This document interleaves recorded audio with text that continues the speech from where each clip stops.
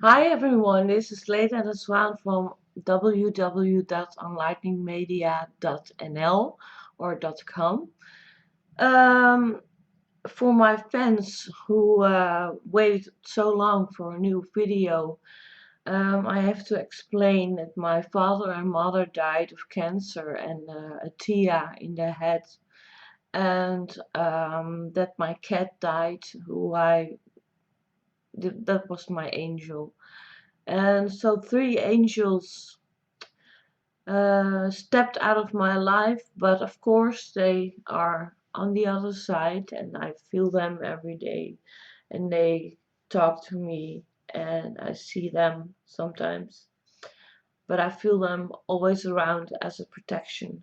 So that's how I help myself strong. That this awful happenings teach me how to be strong alone because I'm alone now. And of course I have fans and friends, and but when your three angels in your life fall away and you cannot cuddle them and you can kiss them and you can talk to them or go to their home, it was a difficult time for me. And I got hit by a Lyme disease who was very giving me pains in my bones and making me very tired.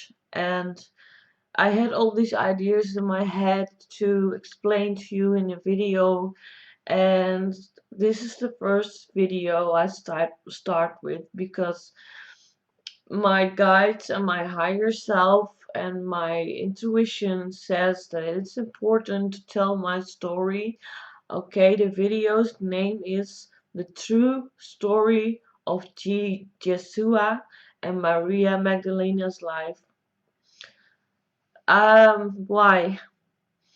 Because I had a lot of contact with them in this lifetime since I was a child. Um, and things happened in my life. I will explain. Um, for the people who don't know me, I'm also an author, a journalist, a coach, a healer, and I'm a regression therapist. It means you go with the patient to past life to see what you did, to see what your mission was, to see the blockages from past life and release them. Um, so for me, it's very normal to talk about past lives. I was a child and I told my mother at 6 year old age, Mama, I know all my lives. I've been here so many times, but I remember them. So I knew them. And I didn't even have to go in regression to see um, the um, the lives with and there I've been there when he was crucified. Um, so from my side, um, what I saw is I was a, a very good friend of Maria Magdalena because we met at the mystery school of Egypt. That's where she comes from. So the mystery schools were teaching us how to heal people. All the ancient knowledge, the Akasha Chronicles, the Matrix, unfolding it, healing the body, healing the aura fields, um, knowing the truth because you are connected. And we were students and we laughed together and we made fun, and we were just like some kind of roommates. So um, I had a friend, and I remember the teachings also, and I teach them nowadays too. So Maria said to me, I'm going to travel to Israel. There is something I have to see or do. It's very important, and I have to do my mission. and we said goodbye to each other, and she went away. In Israel, at a young age, like 19 or 20 years old she was, and Jesua also. They met, and it was like a twin flame connection, so strong. And first they were friends, and she taught them healing, the ancient knowledge. She opened him up. He was just a boy, a son of a normal family, but he had a mission too. But it was not really. It didn't came out yet. So Maria came to him, and they were together, and it bam, it it went like explosive. And Jesua knew his mission now, and he immediately started to speak about the truth, and he wanted to change the world, and he wanted to heal people. And it was a time when he was in a time that this was what he said. It was so uh, amazing to people. They couldn't believe it, and they started to hate him. And he got a lot of persons who wanted him to die. Maria stood by his side all the time, and she gave her teachings too. And that's not in the Bible. And all of this of the mystery school of Maria was in the Bible, but it was taken out by a pope who hated women, and a pope in the Middle Ages put women down in the Bible like a whore, like denigration. Here's the man, there's the woman. But in the ancient times, and you see it in all cultures, a woman is a goddess. It's here. They made you see it in every culture. Um, Goddesses were worshipped. Women were worshipped. They can make they can get pregnant. They give life. They have live from the heart, and they have much more intuition than a man um, in that time. So it at the time of Jesua and Maria, they traveled together, and she did her work, he did his work, and he became a healer. Maria taught him. So it is true that he could heal with his hands or heal your aura fields. And in that's so funny. In this time, I do the same work. I heal with on a long distance. I can heal with telepathy. I can heal with my hands. I'm clairvoyant. So in this time, when I make this video, and I was Maria, I was crucified. Now maybe I get a few dislikes on the internet, but I'm staying alive. I'm telling myself all the time, now I don't get murdered for who I am. And say that to yourself too, because now is the time to know the truth. Okay? So, okay, we all know what Jesus traveled around Israel, gave teachings, gave lectures everywhere, and he was the only one that said certain information and did these healings at that time. So he was, for some people, a god, and for some people, a devil. Um, he was crucified, that is true. And he has said that he wanted to carry all the burdens of the world, um, And in that time when he was crucified, I was in Israel too. I was There was a group of people in Jesua's life who protected him. His friends, not the apostles, but he also had friends who protected him and helped him. I was one of them. I traveled to Maria and Jesua, um, and I said to him, "Don't do this stupid thing. You can carry the world's karma, but it's individual who in reincarnations, maybe in next lives, they turn their karma into something positive. But don't let yourself get hit on a cross." He said, "No, I carry it." I said, "What I think is we must leave to other countries, maybe to Europe, and do there our things, because they're much more open-minded and they won't crucify you there. We have to run away." But he wanted to stay. It's his decision. Okay, so he was on the cross, and we couldn't do anything about it. The Romans were doing this. When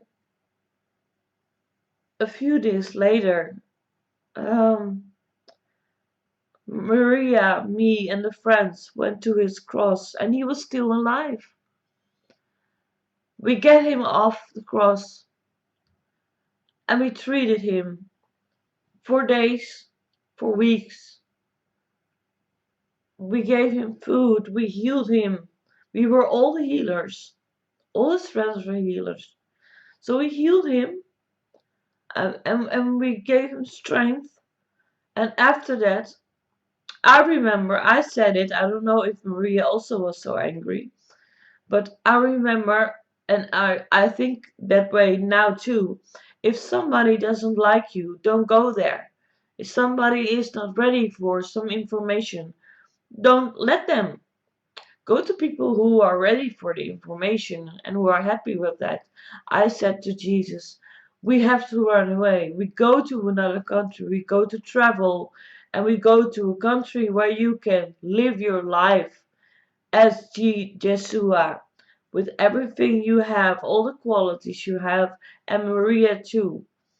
So we made a huge travel around the globe, and we stopped and give teachings and healings. And we ended up in France.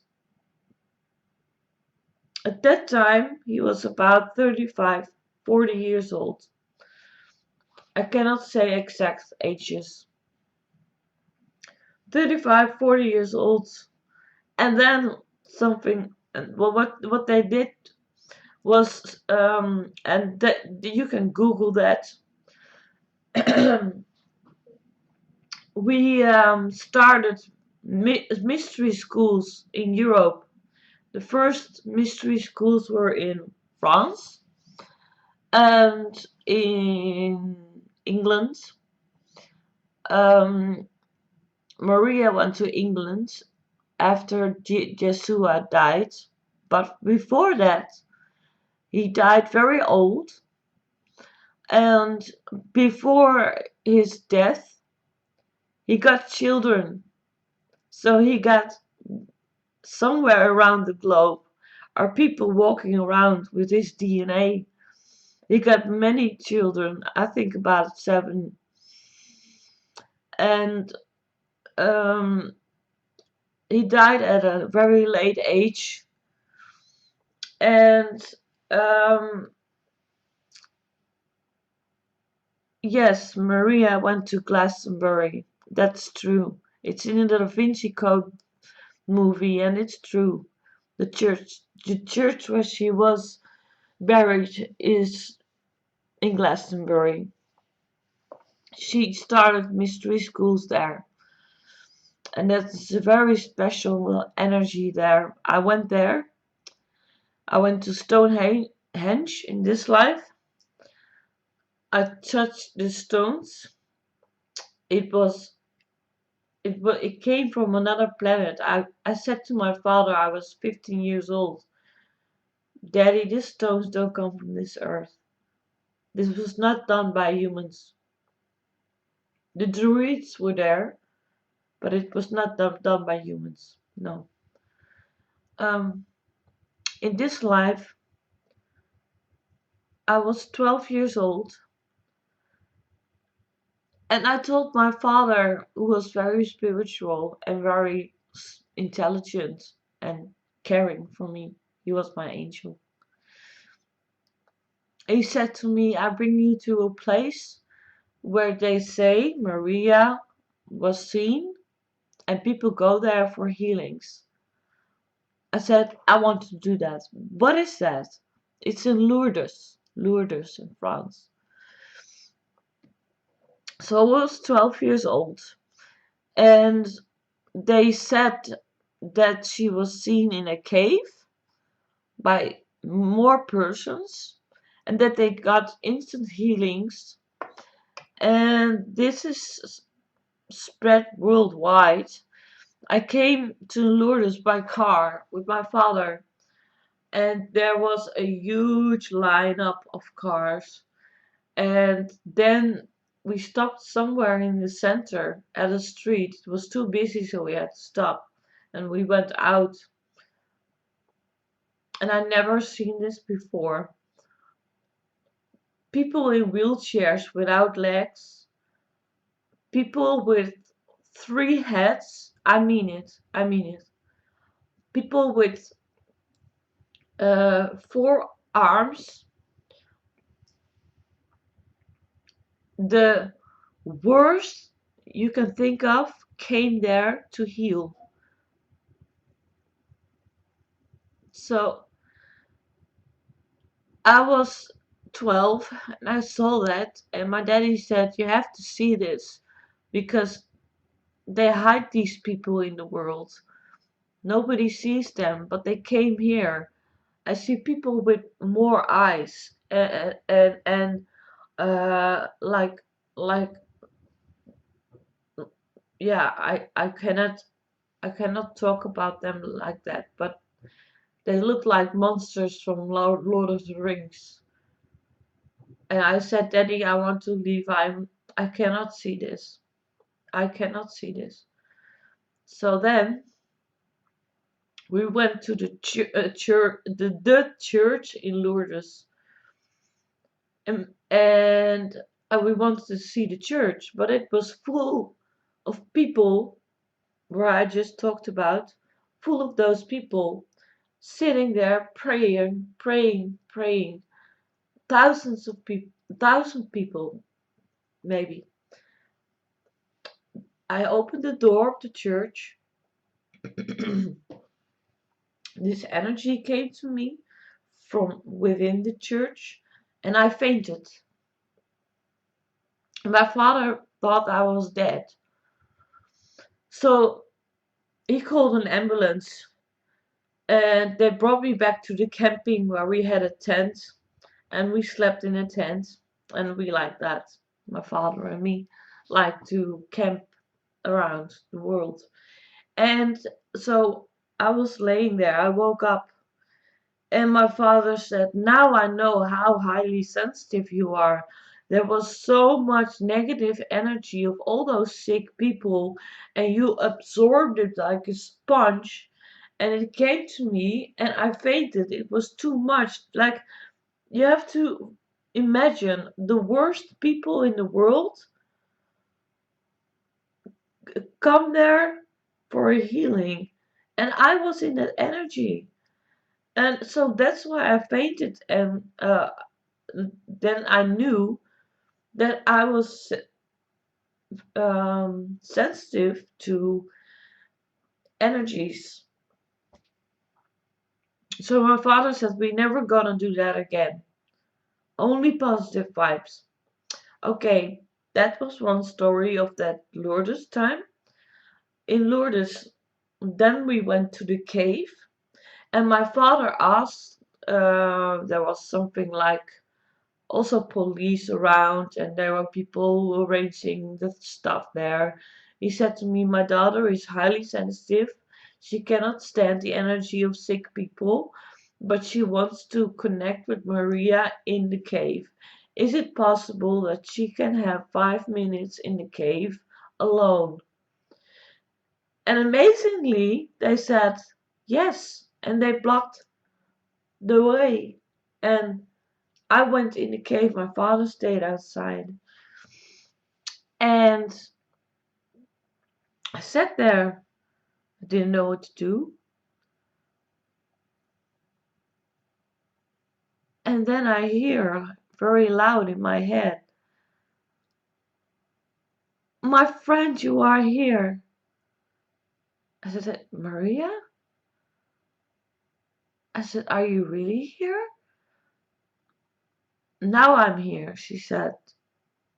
"I was once there, but I have much work to do, and I'm not in the cave. I was a few times in the cave, and I was in Lourdes, but mostly I do my work all around the globe for people who need it. But you are my friend. I'm so happy to see you." And I said, "I'm so happy to feel you. What can we do about our connection? Every time you need help or feel lonely or cannot sleep, want protection, you say, 'Maria, my friend, come here to help me and guide me.'" And I saw a huge light, and that light filled me up, my whole body, my aura field. And it was amazing. It was also almost angelic, like you see 10 angels or something. It was more than that. This was a vibration so high. I didn't knew that at that time. I was 15, 12. So I went out of the cave. I had to get out. I said to my father, "Daddy, she talked to me, and she knew I was friends with her. She called me friend." And my father was so proud of me. And then I made contact with her several times in my life. Um, and when I cannot sleep because of shit or something happened, I cannot sleep. And I forget it sometimes. But when I ask Maria, my friend, can you make me sleep? I have no rest in my head. I don't feel I had an awful news and I cannot sleep. Can you help me?" And she came. She comes every time when I talk to her.